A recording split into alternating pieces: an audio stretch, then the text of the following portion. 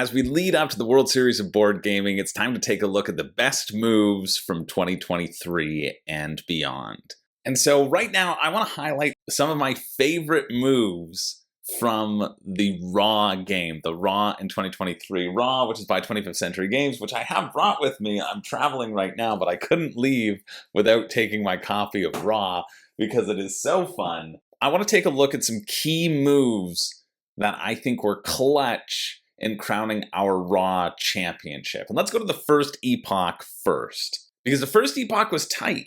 You can see here, if you want to watch the full game, you can check it out. We have a full playlist and posted them all on the Dice Tower. Here I am commentating with Brian, who is, if you saw our Raw strategy tips, it's one of his favorite games as well. He does some stuff behind the scenes for WSBG. One thing I do want to highlight in this first round is the aggressiveness at which Lloyd pushes Raw and calls Raw. It kind of always gets back to Lloyd, and then Lloyd calls Raw. And that's a wonderful position to be in, especially since Lloyd starts out with the 2, the 6, and the 13. Lloyd kind of dictates the tempo of this first round. And I think that's exactly kind of what you want to do when you are in that 13-6-2 position, because you know you have the lower numbers, you know you're not going to get a lot with them. And so by pushing the tempo, you're hopefully dictating the flow of the game and dictating people to go out early. Now, this inadvertently benefits David, who pulls the trigger quickly, who reads the board, who reads the Raws coming out. For this first Epoch ends very quickly, and it is only David who goes off and who gets the most amount of points.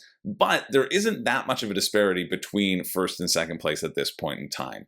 There's a 3-point lead they reference later on. But I think the one thing to watch in this Epoch 1 is the tempo and the pace on how people call Raw and the effect that it has on the game. Let's move to Epoch 2. In this second Epoch, we have a setup here where Lee is out.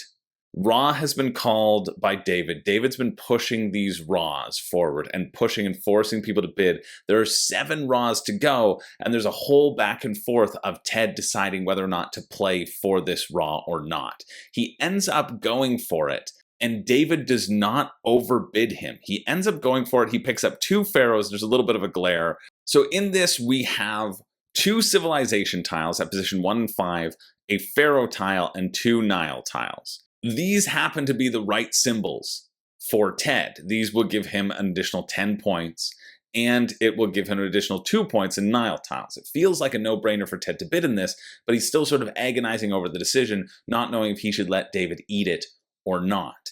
And I think this is a really interesting play, and I think all players play this really well. Lloyd identifies that he can't take it. He can't take it. He can't give up his 11 for the number that's in the middle because he's essentially getting 2 points. The civilization tiles don't work for him. Lloyd has indicated he's not going to bid. And so it becomes a showdown between David and between Ted. Ted ends up putting his 5 into the middle. And I thought for sure at this moment David would overbid. He's sitting on no civilization tiles. He's sitting on no flood tiles, so he couldn't really activate his Nile tiles. But right now, this spread gives him 0 points. It gives him 0 points, and he chooses to pass it up to Ted, hoping to go on a run. David's playing fast and loose. Lloyd doesn't go for it, and Ted manages to scoop up a solid 12 points, which puts him kind of back within striking distance in the game. What I think is fascinating about this play is the decision that it comes down to. With the board being how it is, this is one of those instances where it might have been the right call for everyone. But I think David makes this play and lets Ted take it because he knows that there are 7 Raw tiles to come out. He knows it's only between him and Lloyd, and he knows he can potentially go on a huge run and get a bunch of points. It ends up panning out for David because he does end up going on a huge run. This is a pivotal moment in the game where it might have been better for Ted to actually pass.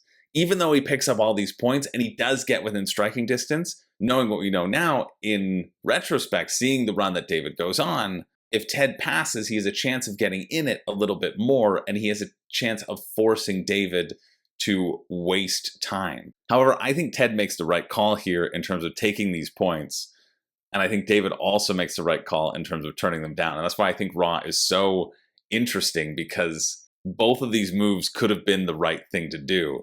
And it's up to everybody around the table to fight against each other and to fight for the points that they're going to get. I think this is also a great moment of David reading around the table. We have the former champion, the 2022 champion that he's facing off against, but he's already identified Lloyd's playstyle, and he knows that Lloyd has mentioned the types of things that he's going for. And so David's able to pick up a pretty sizable pot based upon what comes out and really kind of cements his status into the next round.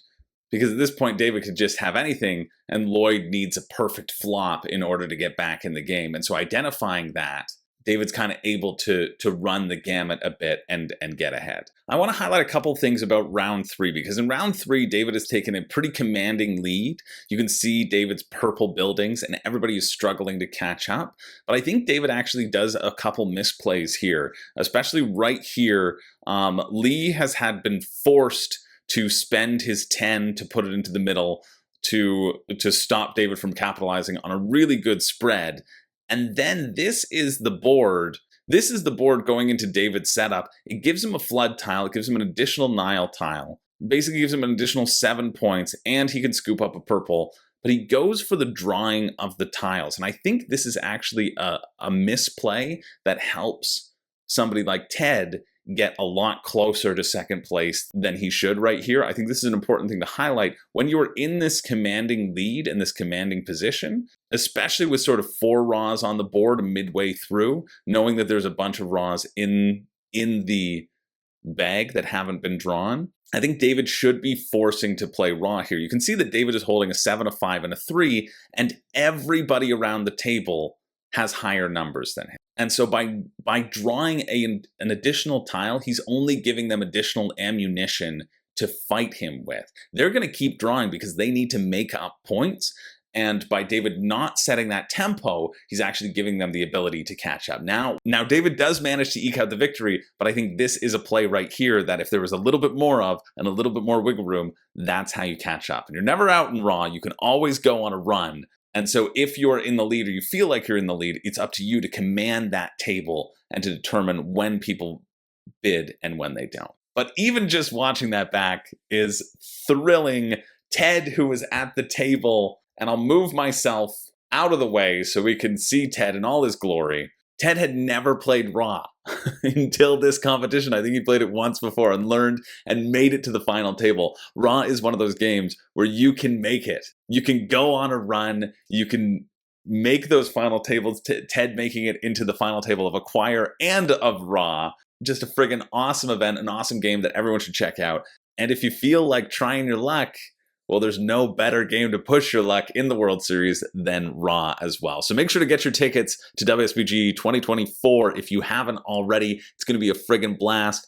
6 days of gaming, 5 days of the tournament, Dice Tower West Open Gaming Library. We got national championships. You can win trips to Essen. You can win $25,000 playing board games. You can win that championship ring that everyone so covets and give yourself the bragging rights for the rest of your life. It is an awesome, friendly, fantastic event, and you can get your tickets right now at WSBGVegas.com. So I'll see you there, and I'm excited to go back and look at these games again because it's been a minute, and look forward to seeing what highlights 2024 has in store. From all of us here at WSBG Vegas, my name is Chris George. What are you waiting for? It's time to get in the game. Yeah, I love it. Don't take it, Lee. He's got to take it, but I can't take it. Then David has Max Sparrow, also gets a triple, and gets to activate all of his Niles. Like, there's no world in which Lee can let David have this. So he's spending his 10.